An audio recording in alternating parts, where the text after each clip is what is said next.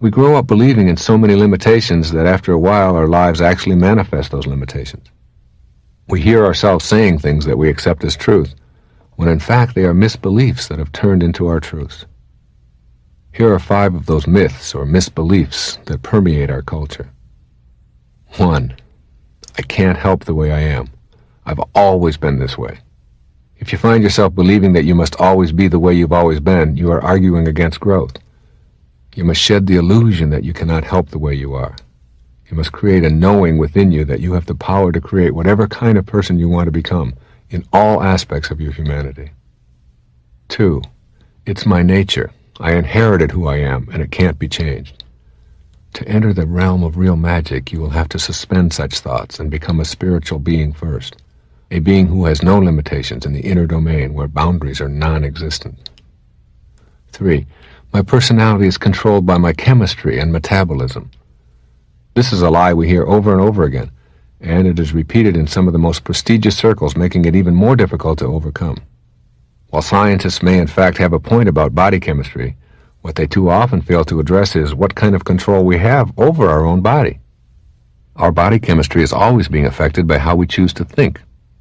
I want you to take a look at the enormous power that you have in your mind for containing those enzymes or retraining them to work for you rather than against you.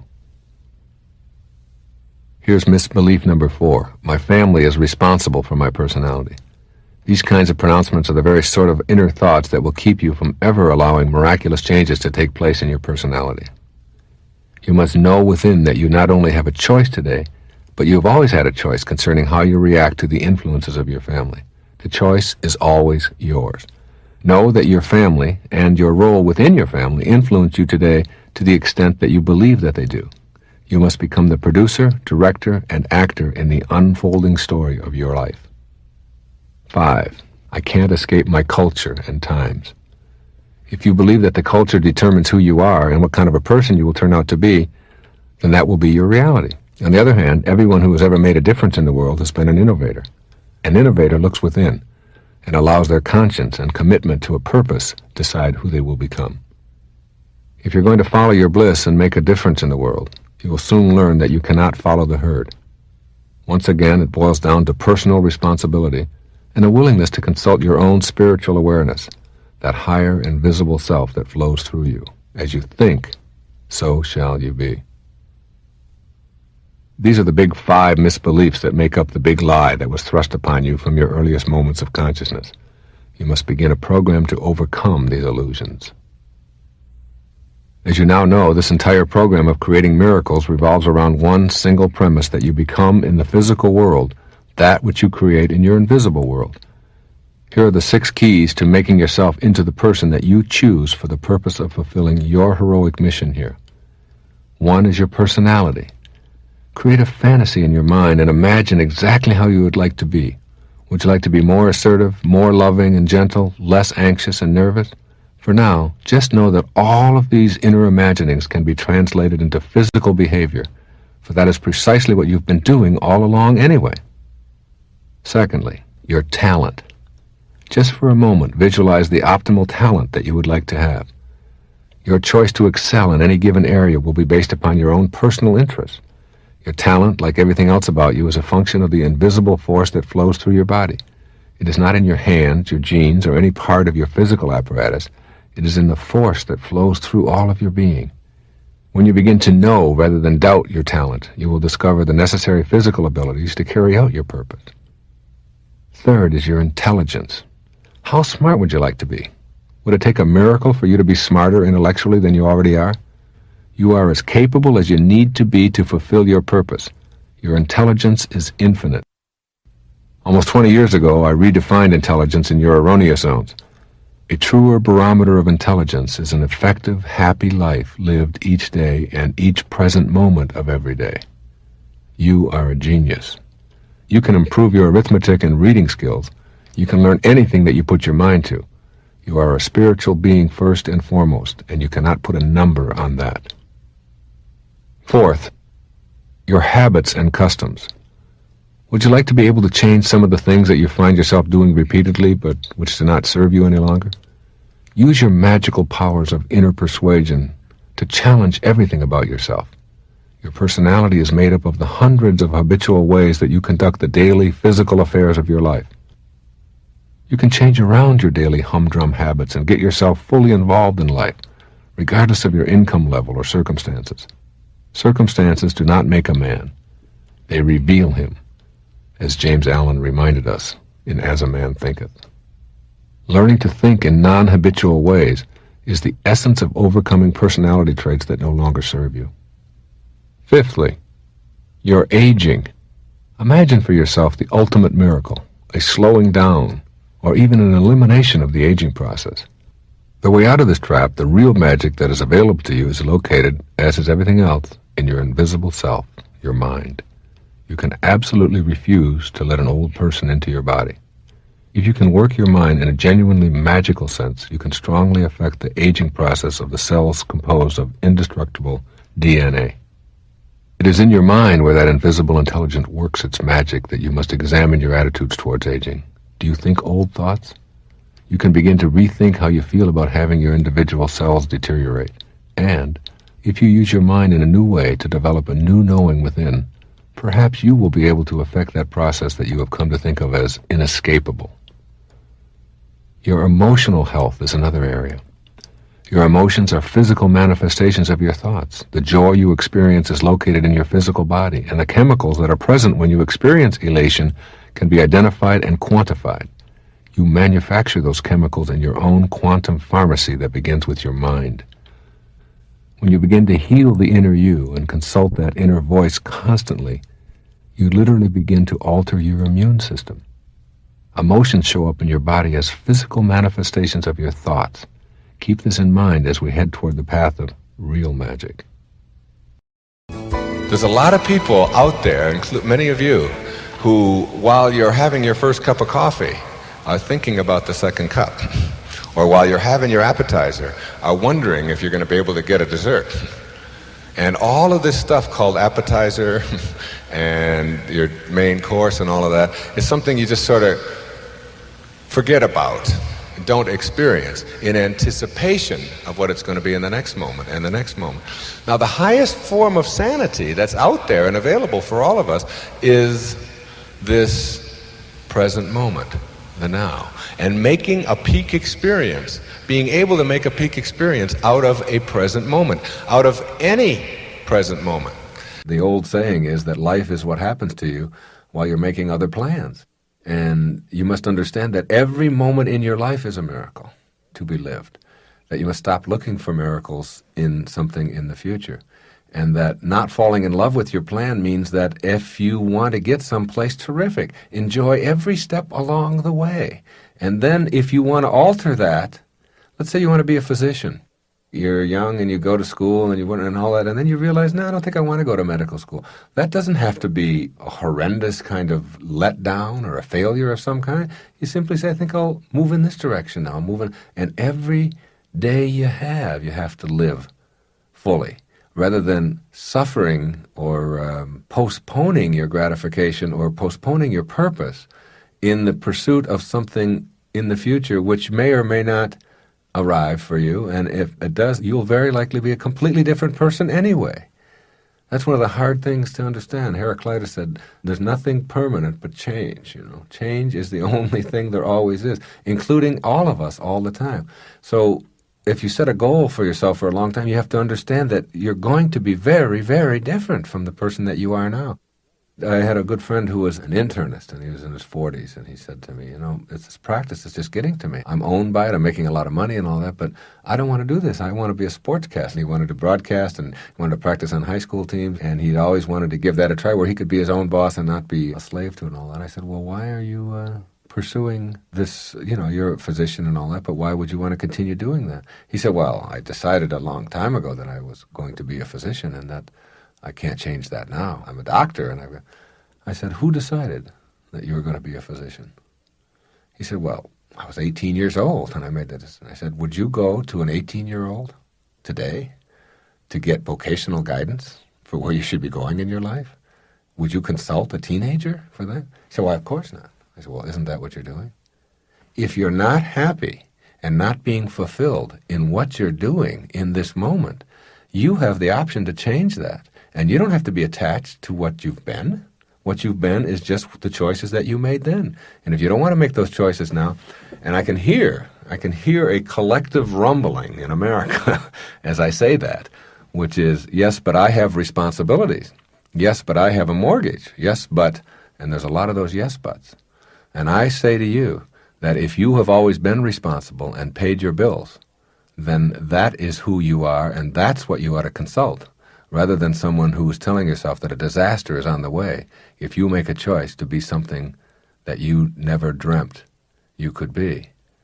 When I left the professorship, and I left an opportunity to have tenure for the rest of my life and a lot of external kind of security, and resigned, and went across the country to talk about erroneous zones back in 1976, everyone told me how insane that I was. But I've never listened to what everyone else said, because you have to listen to who you are. And I knew that no matter what, my inner voices told me this is what I have to do, and you can't stop someone who knows they have to do it from doing it. The irony of that is that I made more money, and I never even tried to. I never thought I'd make money writing, because I had already written a whole lot of books that didn't make any money, textbooks and so on. And writing was just something that I am. And it wasn't anything I could quit, stop. I didn't want to. I loved it. I felt fulfilled and so on when I wrote. And I knew that I was leaving footprints and all of those things. The irony is that after I finally resigned and did what I wanted to do, I made more money in the first year that I went out and did what I really believed in and loved than I had made the entire 35 years previously of my life, my whole life. In 1 year, I made more money. And that isn't because I was lucky.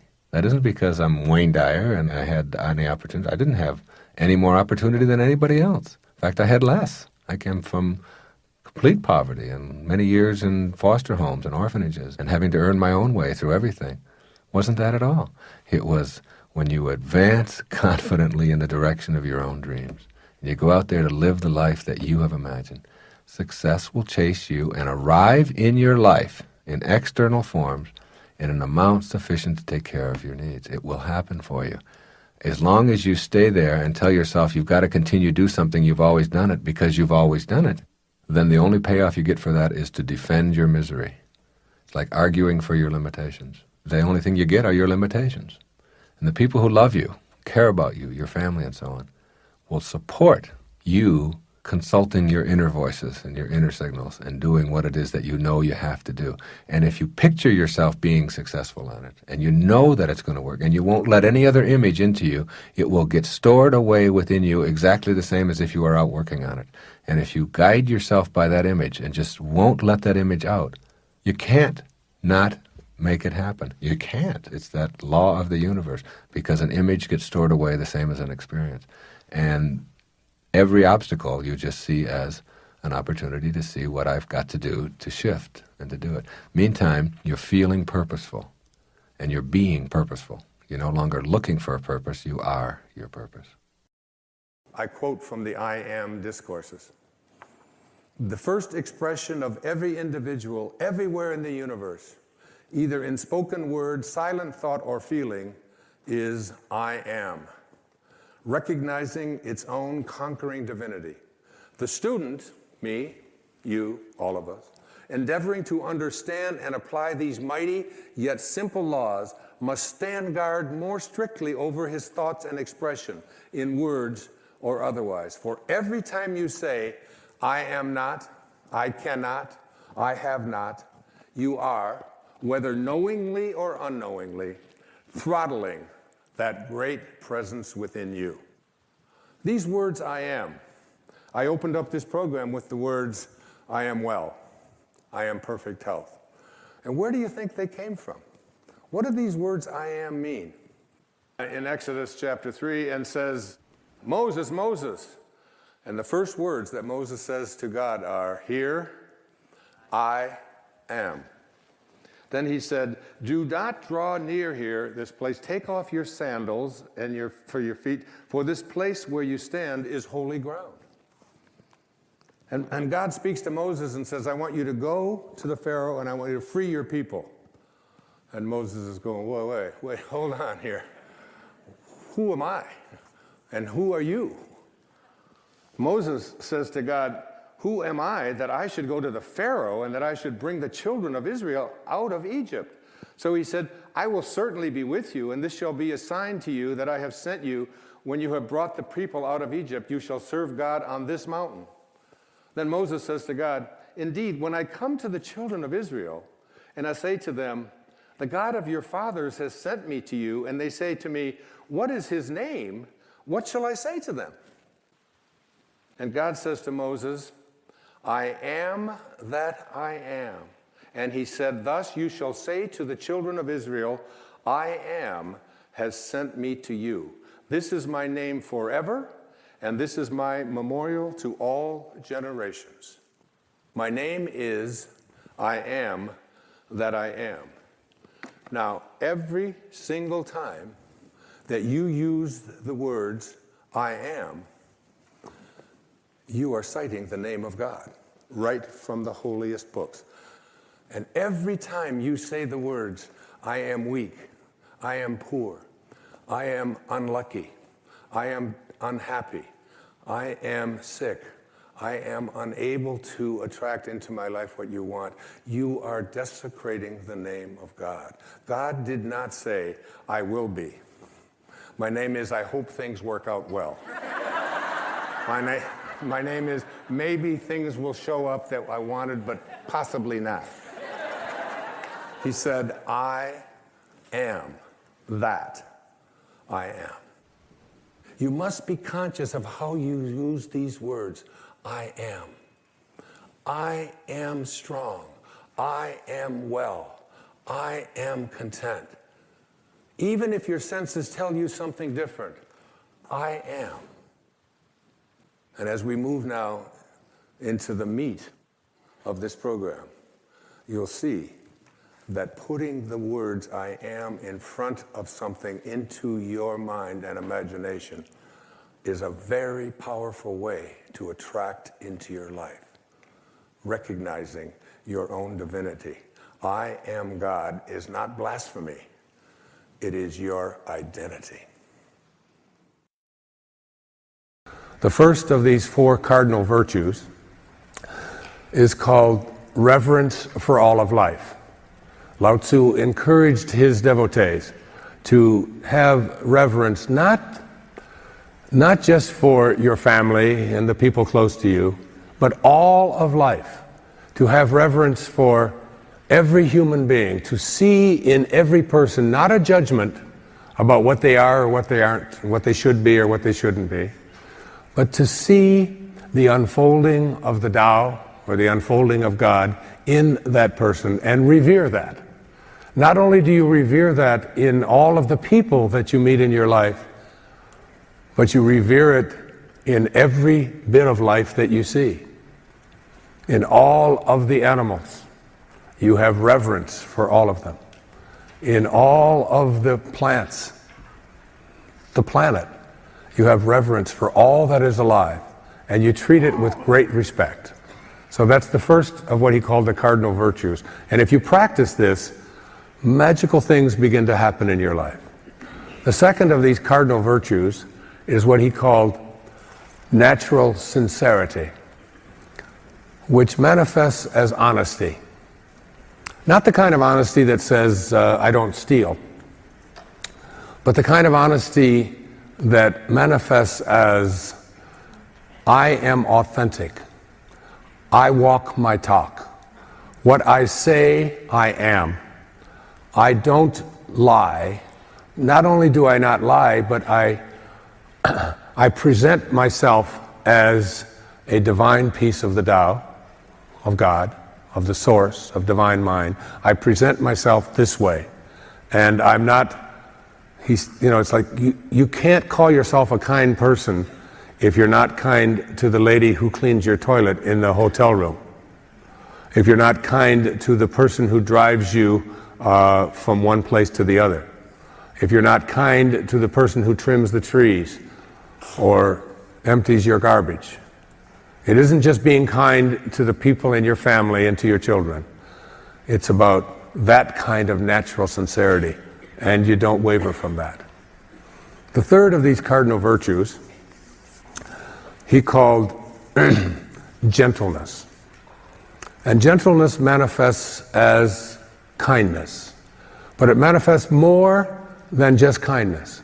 It manifests as a non-interfering way of being. That so many people that I know and have worked with and treated over the years go about their life looking for occasions to be offended, looking for reasons to be upset. And if you live from that perspective, if that's where you are and what you're coming from, you'll never find any shortage of those kinds of things. So you'll find someone whose hairdo you don't like. You'll find someone who dresses in a certain way. You'll find someone who speaks in a way that you don't understand. You'll find people who have different cultural values or different religious values than you, or who do any number of things that are not the way you are. And I suggest that gentleness really means just a way of respecting all of life. And the fourth of these four cardinal virtues is the virtue of service, of reaching out to other people, not just as something that you do once in a while, but as a way of being. That whatever it is that you wish for the other people in your life that you don't get along with, whatever it is that you wish for yourself, want it more for someone else than you want it for yourself. That's service. So if you have a family relative, an in-law, whatever it might be, anyone, an aunt that bothers you, and you know they're coming over for a family dinner, instead of saying, oh, here she comes again, and she's going to make this, once again, Thanksgiving's going to be all screwed up because Aunt Lucy, it's like, instead, ask yourself, what do I want? I just want to be at peace around Aunt Lucy. And then want the peace that you want for yourself more for Aunt Lucy than you want it for yourself. You connect your energy with the divine realm and you practice higher awareness through the practice of these virtues. And then he says, the mystical techniques for achieving immortality are revealed only to those who have dissolved all ties to the gross worldly realm of duality, conflict, and dogma. You have to dissolve your ties to this physical world. Recognize that who you are is not a human being having a spiritual experience. You've heard it said 1,000 times. Who you are is an infinite spiritual being having a temporary human experience. And you begin to identify yourself by living these virtues and by practicing higher awareness, the teachings of the secret. I took it to a different place, which is you will never attract what you want. You attract what you are. Become this. The teachers will find you and the doors will open. The thought process, the inner world, is the first step. And because the ancestor to every action is a thought. As you're using your mind in new ways, you're creating a whole new universe within, and that whole new universe within is just a precursor to the universe of your physical world. You have to think of your thoughts and your inner world and your capacity to be able to attract things into your life. You have to think of these things as like currency. The currency that you have for bringing into your life what you want is the way that you think. And if you use the currency that you have for bringing into your life what you would like to spend it on what you don't like, don't be surprised if what you don't like keeps showing up. And the people who are not good at manifesting, who will tell you, this is just a lot of nonsense. You can't do this. You can't just think something and then have it work out for you. And they keep wondering why it not working out for you keeps showing up for them in their life. And they will constantly tell you about all the reasons why it can't work, and you never stop to say, but this is how you think all the time. Here's a good way of thinking about it. In the material world, The currency that we have for attracting what we want in our life is called money. Whereas in the metaphysical world, the currency that we have for attracting what we want is called thoughts. Almost everybody makes this huge mistake. They review all of the things that they don't like. They review all of the things that are missing. They think about all of the people who have really upset them during the day. They think about how wrong their spouse is or about how bad their children are. Now, I talked earlier about this habitual mind that we call the subconscious mind. The subconscious mind cannot make a distinction between what is literally happening to you in your life and what you are imagining in your imagination. It can't make a distinction. So now you go off to sleep at night with all of those negative thoughts swirling around, and you go into your subconscious mind. And now you got 8 hours to marinate. 8 hours to marinate on all the things that are wrong. Now your subconscious mind thinks that this is what you want, because that's what you're experiencing and that's what you feel. And your body feels lousy and you have trouble sleeping and you're full of stress. And so now you've got 8 hours in which to marinate on all the things that are wrong. Your subconscious mind, which is the vehicle for materialization and manifestation, that's where it takes place in this habitual mind of yours, is going to work on and offering you experiences that match up to what you feel. Supposing you were able to reverse that, and in the last 5 minutes of your day, you were to say, I feel great, I feel joyful, I experienced what I want, I met the person that I wanted to meet, I was able to get the job that I wanted to get, and you start saying to yourself, this is how I feel. Now you've got 8 hours, and your subconscious mind believes that that's who you are and what you want, and for the next 8 hours, it begins to align you in the mysterious way that none of us can understand, that allows for the manifestation and the materialization to take place. It's a new way of thinking. Catch yourself in every moment that you have your attention on what you don't want. You're going through a struggle, a tough divorce. I am only going to put my attention on being happy. And every time I have an inclination to put my thoughts somewhere else, I'm going to bring my thoughts to what it is that I want. With passion. And I will attract it into my life. And you can do that with healing. You can do that with making the job promotion that you want, creating the kind of relationship that you want, and manifesting anything into your life. You put your energy and your attention on what you do want, and then you let go. And you allow the universe to provide for you what it is that you're willing to give. And infinite patience is just another word, or another term rather, for knowing. If you have infinite patience, it means that you absolutely know that what you are attempting to manifest and attract into your life is going to show up, because you're infinitely patient. I put no time on this, no restrictions. I just know, because I have faith. I have faith. Now, what's the immediate result? The immediate result that you get from infinite patience is a sense of peace. A sense of peace.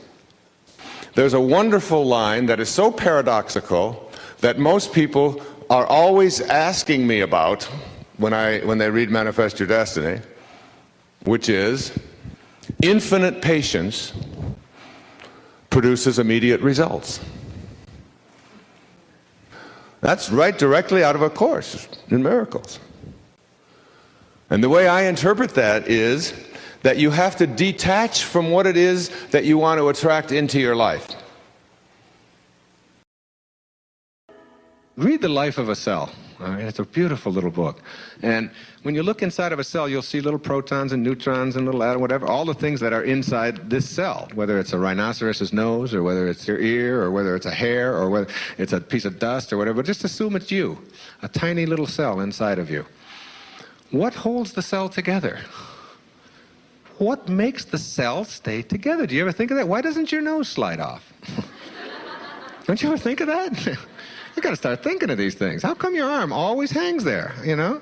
How come it doesn't just fall off one day? It's always there. It does exactly what it's supposed to do. What's making these cells stay together?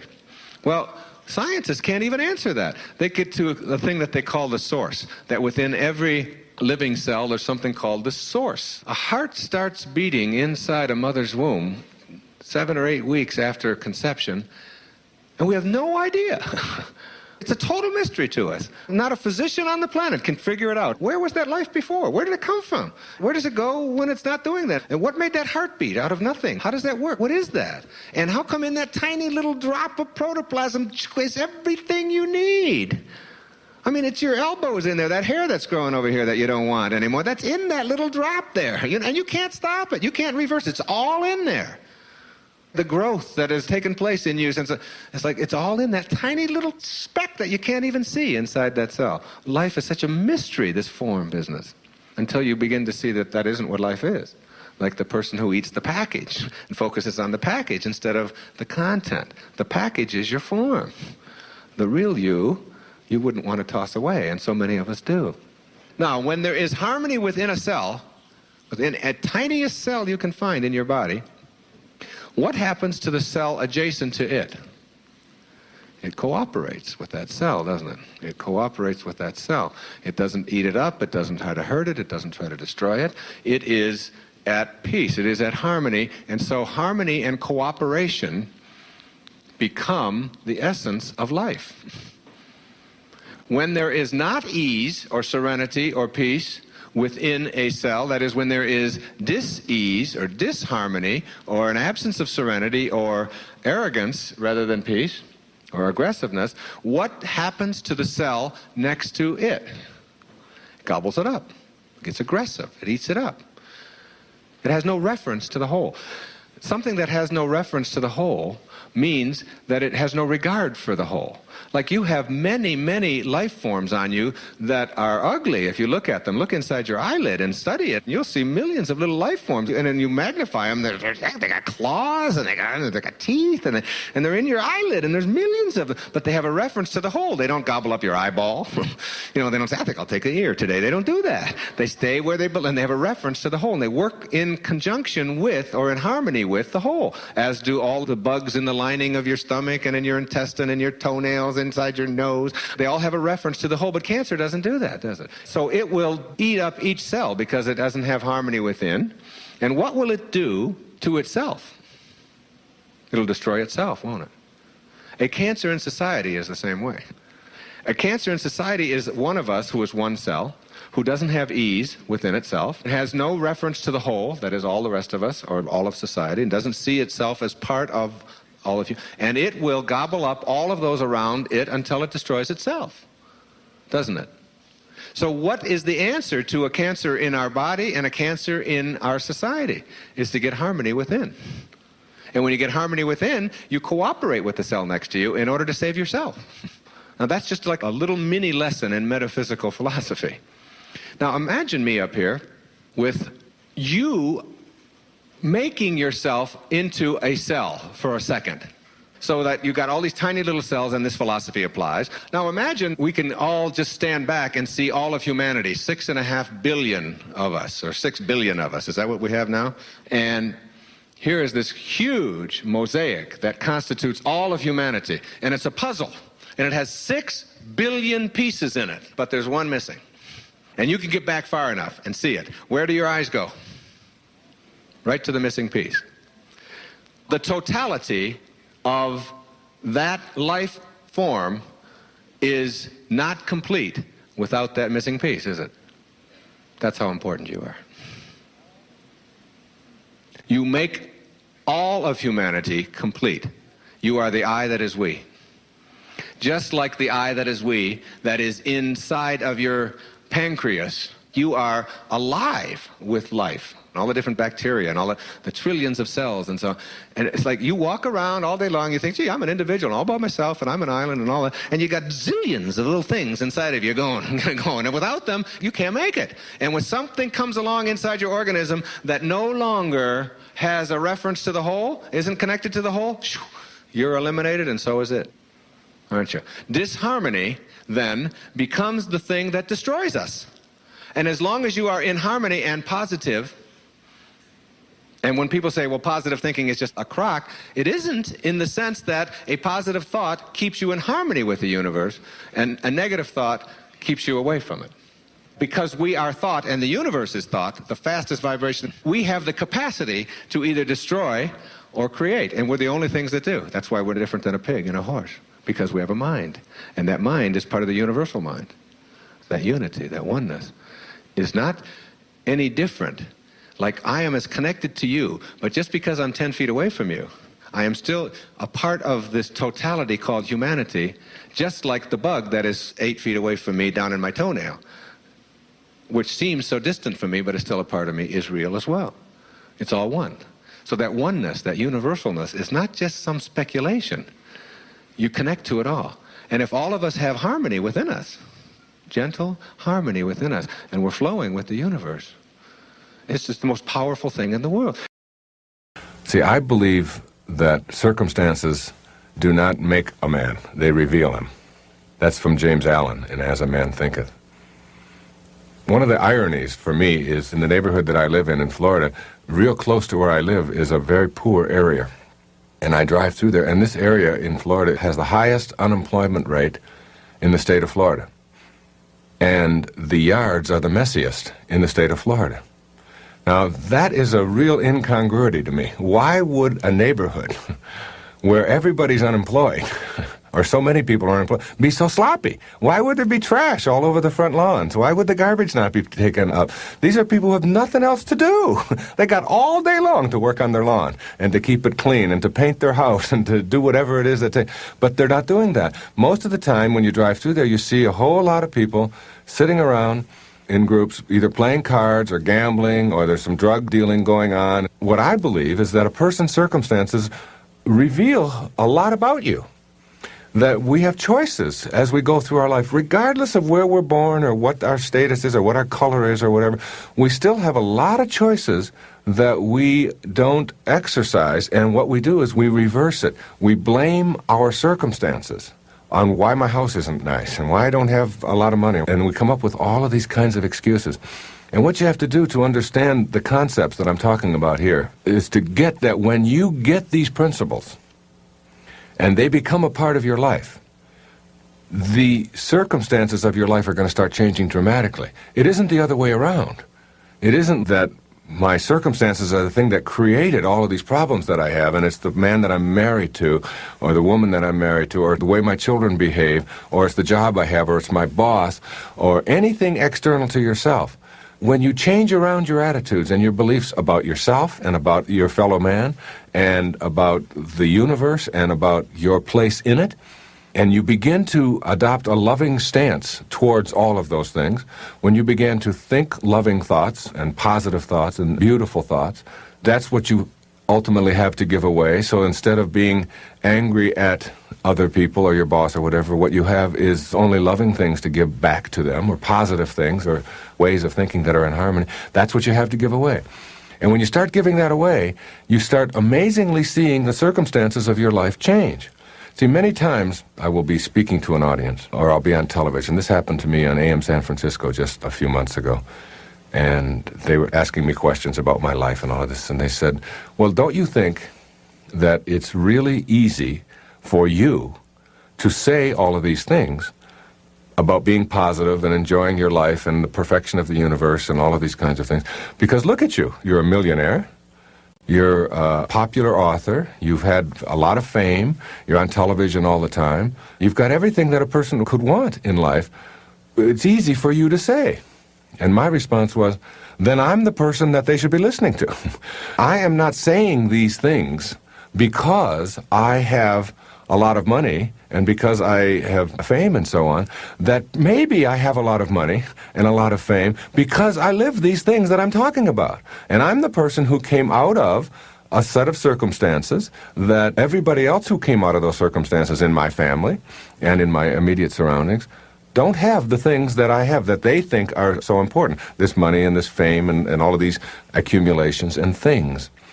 And coming out of an orphanage situation, coming out of poverty, coming out of broken family, coming out of an alcoholic father who abandoned his family, and all of these kinds of things, and having to be put into separate homes and so on, and then living in very, very poor circumstances virtually all of my life, perhaps I am where I am because of these principles, rather than that I can spout these principles because of where I am. That's really my response to people who think that this stuff about higher self and being a more spiritual person, I don't have the time for that. I don't have the luxury for that. My suggestion is that get your priorities in order. Get this stuff that we're talking about here in this program. Get this. And understand that you are the product of the way that you think, and that the circumstances of your life are revealing you. They didn't make you. And that if there are things about your life that you don't like or would like to improve upon, whatever they are, whether it's making more money or improving your relationships or getting a better job or getting your book published or whatever it is that you have got going in your life, that if you stop focusing on that and begin to look at what kind of a human being are you and how do you fit into this whole body of humanity, and are you part of the solution or are you part of the problem, and are you in harmony, first of all, with yourself as a human being, and do you love the self that you are and treat it always with respect and love, the love that it deserves, and consequently then cooperate with the other people around you? Do you send them love because that's all you have to give away? Do you radiate love, or are you trying to get it from other people? And do you see the miracle that you are? I affirm what it is. I stay on purpose. I know what it is that I would like to see manifested. And then I retreat in peace. And I'm detached from the outcome. And you've got to be willing to detach from the outcome. And you might say to yourself, yes, but what if it doesn't work out? Which is the ego immediately asking that question. Yes, but what if it doesn't work out? You have to be willing to allow it not to work out. Because not having it work out just means it's not on your time schedule. And that means you no longer have patience. You're insisting, you're pulling on the shoots. You want that tomato now. You don't get tomatoes in May in Michigan. You gotta wait till August. And if you don't like it, then send to Peru and you can have them. And so what you do is you let go of your desire to have tomatoes show up in May, and you wait till June or July or August. And if you absolutely have to have tomatoes, you just go to Peru. And they'll bring them to you, or however that works. And you let go. And so you have this knowing, and I have this knowing.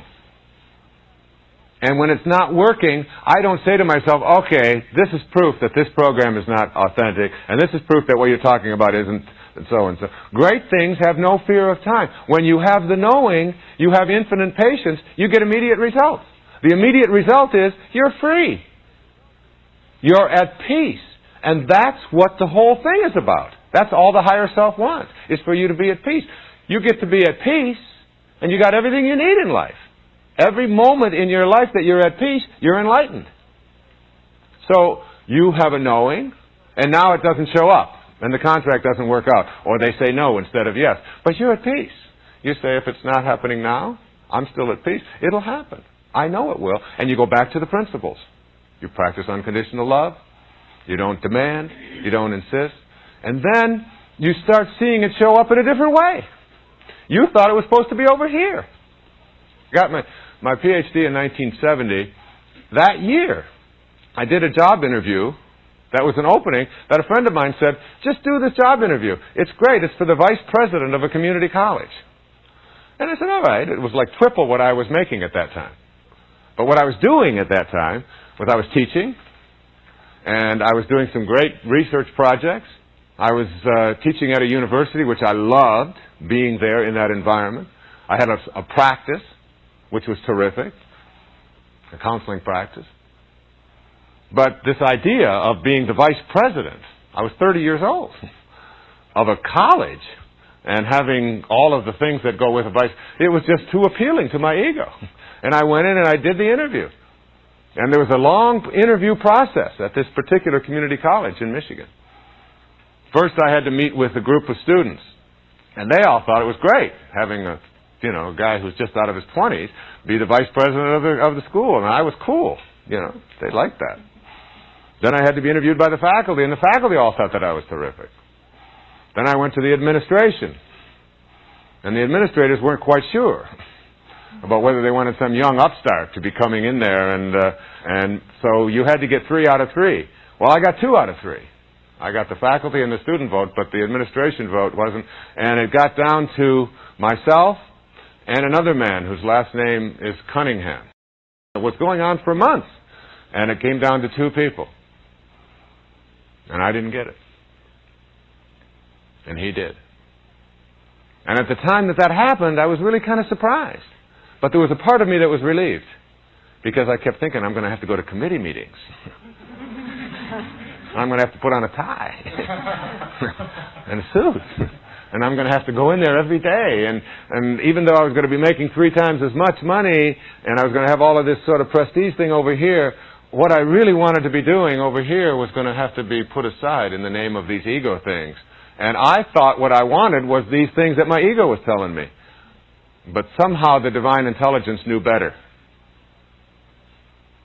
And I came in second. And as a result, I went and applied for a job at a university in New York, doing what I loved doing, teaching and having my own practice. And the rest of the story is the rest of the story, as Paul Harvey would say. And so, when you think that it's supposed to be working and it doesn't work, and you say, yes, but it's not working, perhaps there's something else that's working, that's going on, that you may not even have any awareness about. And you have to understand that every fall of your life, that everything that is supposed to show up, that you think is supposed to show up and doesn't on this time, but there's perfect timing in the universe, because this divine intelligence is in all things. And it attracts to you exactly what it is supposed to at that time. Even the things that you just don't quite understand or don't seem right.